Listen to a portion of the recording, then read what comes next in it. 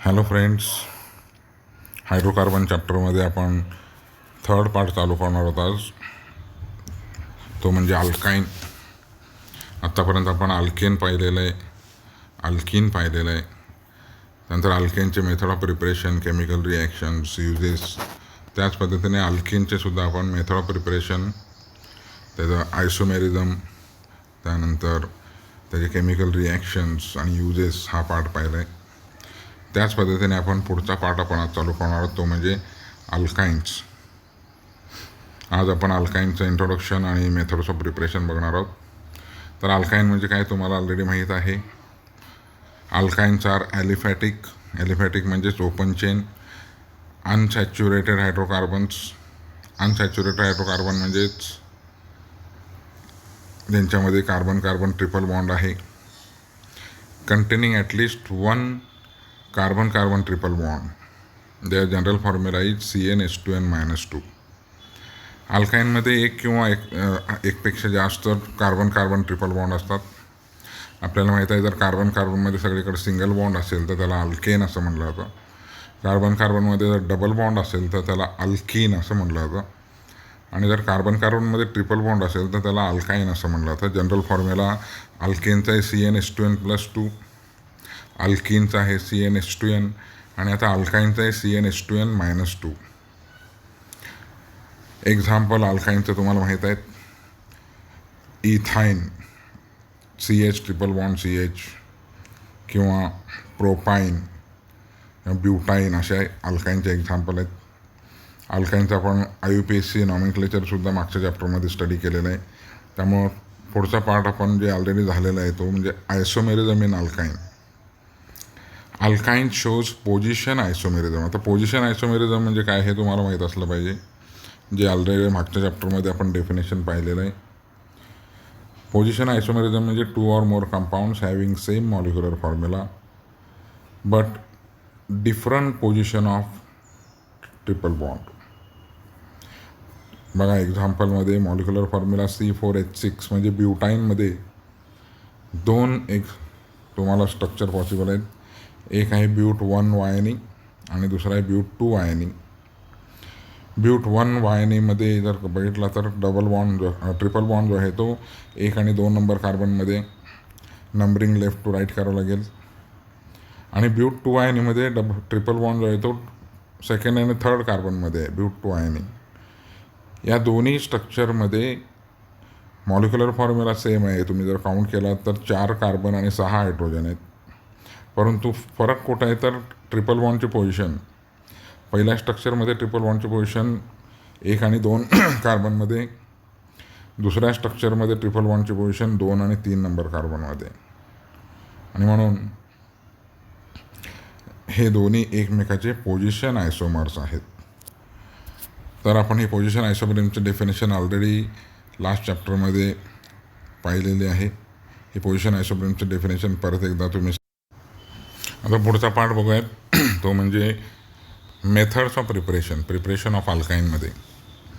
पहिली मेथड जी आहे ती industrial methods of preparation of alkyne, ज्याच्यामध्ये ethyne is industrial prepared at controlled high temperature. Partial oxidation of methane takes place to form ethyne. Reaction बघा, 6CH4+2O2 gives CH triple bond CH +2O2 + 10H2. Reaction तुम्हाला असं बघून पाठ होणार नाही, 2दा-3दा त्याला लिहावं लागेल. टेम्परेचर आहे 173 केल्विन.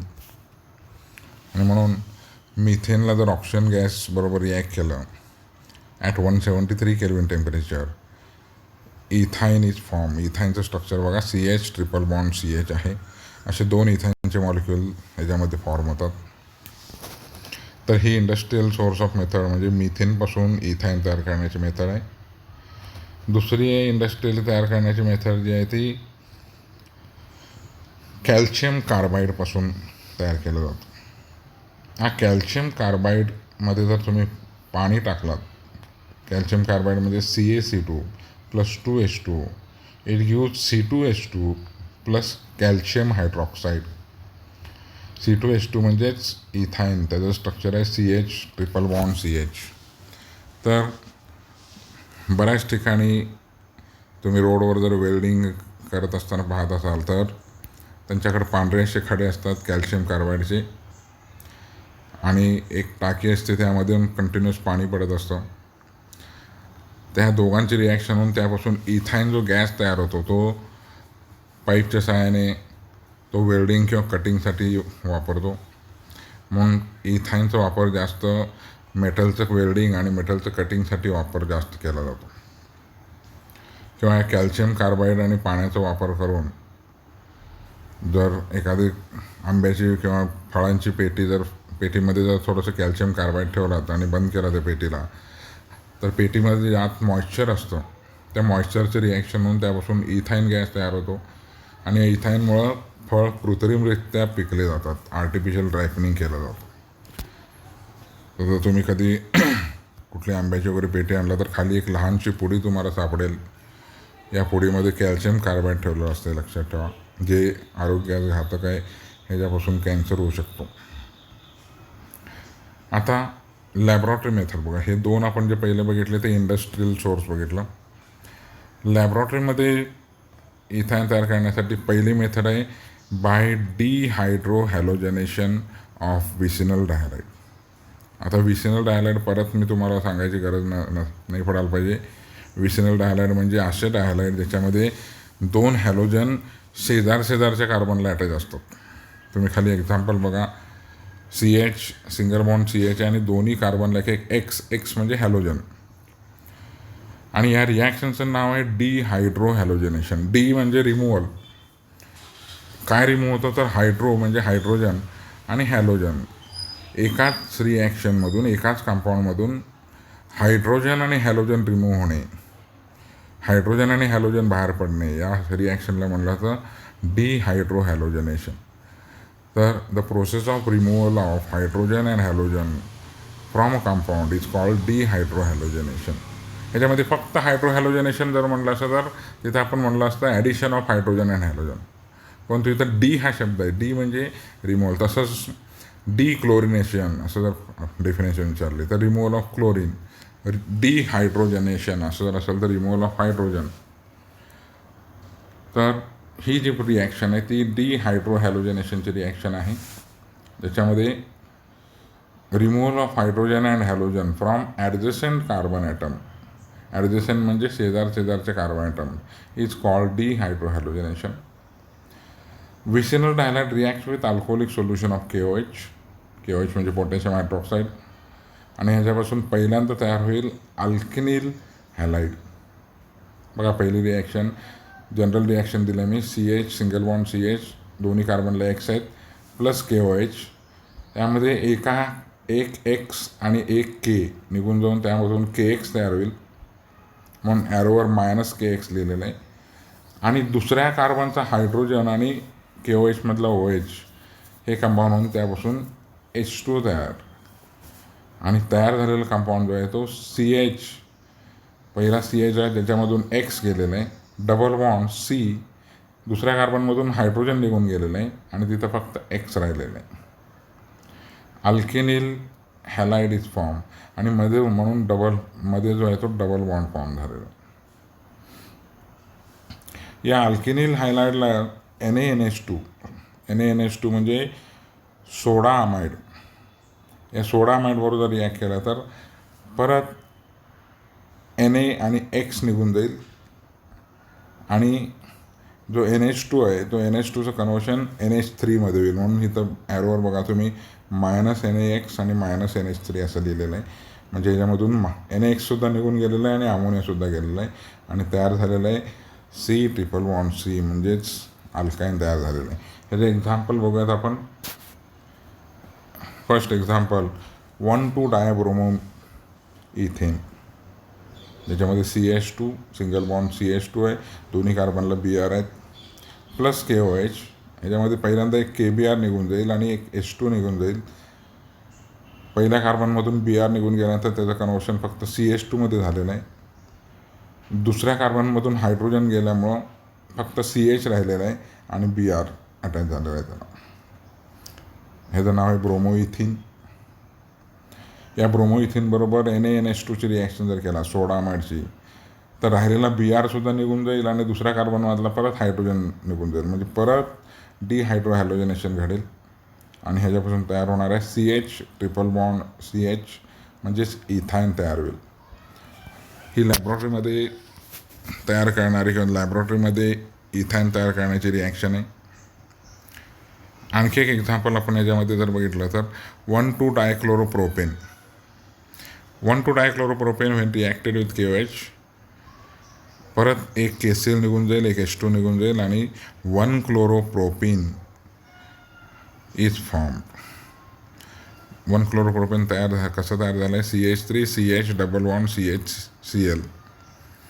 तर याबरोबर परत NaNH2ची रिॲक्शन केला तर याच्यामधून एक NaCl निघून जाईल, एक अमोनिया निघून जाईल, तयार होईल CH3C triple bond CH, propyne is form. हे सर्व रिॲक्शन तुम्ही वहीमध्ये लिहून प्रॅक्टिस केला तरच तुम्हाला जमणार आहे.